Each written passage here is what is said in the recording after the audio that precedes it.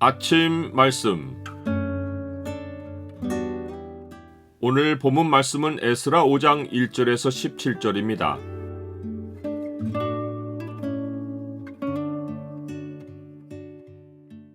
나의 인생 시간표에 주의 나라와 의를 먼저 두라. 오늘 본문을 소망의 창으로 보면 하나님이 자기 일을 진척시키시는 방식이 무엇인지가 보입니다. 소망의 창을 보여주는 구절은 5장 2절입니다. 이에 스알디엘의 아들 스룹바벨과 요사닥의 아들 예수아가 일어나 예루살렘에 있던 하나님의 성전을 다시 건축하기 시작하며 하나님의 선지자들이 함께 있어 그들을 돕더니, 성전 공사는 주전 538년에 시작하여 그 이듬해 중단되고 바사왕 다리오 제2년 곧 주전 520년까지 재개되지 못합니다. 그러나 하나님은 하나님이 시작한 일을 멈추시는 법이 없습니다. 하나님은 자기 백성에게 말씀을 선포하여 그들의 믿음을 일으키고 그들로 다시 하나님 나라의 일에 참여하게 하십니다. 이것이 하나님이 일하시는 방식입니다. 하나님은 선지자 학개와 스가랴를 유다 사람들에게 보내어 예언하게 하십니다. 이들의 예언은 단기간에 집중되어 있습니다. 하나님의 말씀은 다리오 왕 제2년 6째 달과 다음 달 7째 달에 학개에게 임합니다.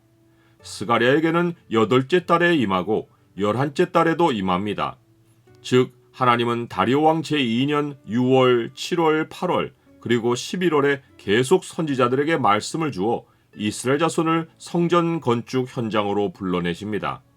이처럼 어떤 일이 진행될 때는 하나님이 거듭하여 말씀으로 확인해주고 믿음을 일으키시는 일이 있습니다.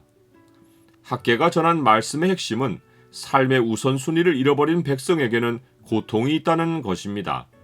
이 성전이 황폐할 건을 너희가 이때에 판벽한 집에 거주하는 것이 옳으냐? 그러므로 이제 만군의 여호와가 이같이 말하노니 너희는 너희의 행위를 살필지니라.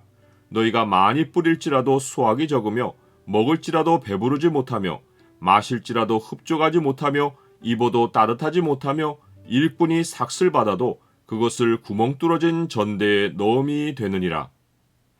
하나님 백성이 하나님 나라를 제쳐두고 삶의 필요부터 챙기면 반대 현상이 일어나 삶이 궁핍으로 발전해 갑니다. 하나님이 스가랴 선지자를 통해 전한 메시지는 백성만 아니라 백성의 지도자를 향해 있습니다.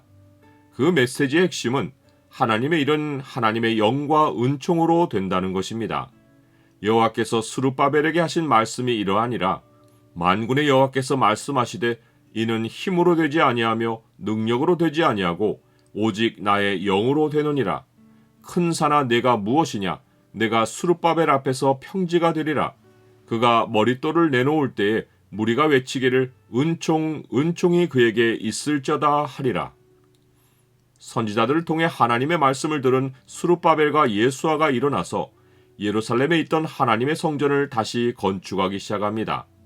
선지자들은 함께 있어 말씀으로 격려하고 돕습니다. 이러한 움직임을 포착하고 유보라데강 건너편 곧 약속의 땅 지역을 관할하는 총독과 동관들이 다 나와서 누가 너희에게 명령하여 이 성전을 건축하고 이 성곽을 마치게 하였느냐라고 신문합니다. 이스라엘 자손이 건축하는 자의 이름 곧 이스라엘 지도자들의 이름을 알려주었으나 하나님이 유다 장로들 곧 백성의 지도자들을 돌보셔서 지역의 통치자들이 공사를 막지 못하고 이 일을 다리오 왕에게 아뢰어 답장이 오기를 기다립니다. 이들이 왕에게 보낸 편지 내용을 보면 다리오 제2년 곧 주전 520년까지 성전 공사를 방해했던 그 세력이 아닙니다.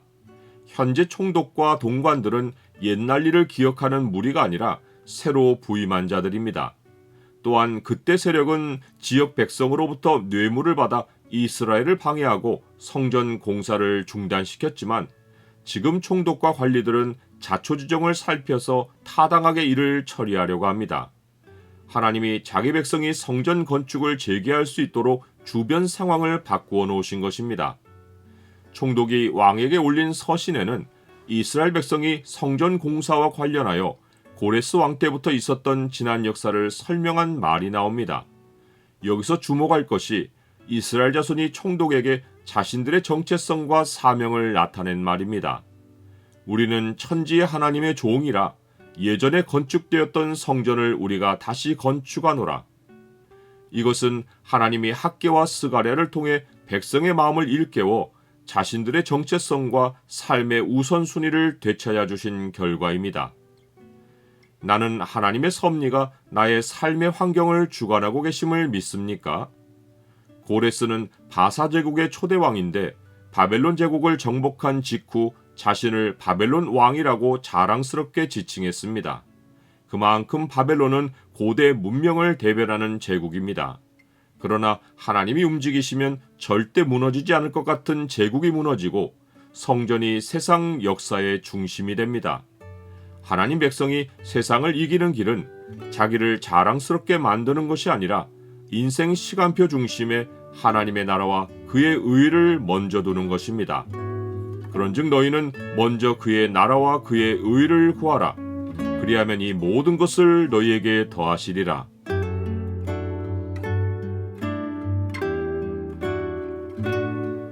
주님, 제 삶은 주의 나라와 따로 있지 않습니다. 주를 위하여 사는 것이 또한 저를 위하여 사는 것입니다. 주의 나라는 땅에서 건설이 시작되어 하늘에서 완성될 것입니다. 이 영원한 프로젝트에 참여하는 영광을 주셔서 감사합니다. 예수 그리스도의 이름으로 기도드립니다. 아멘.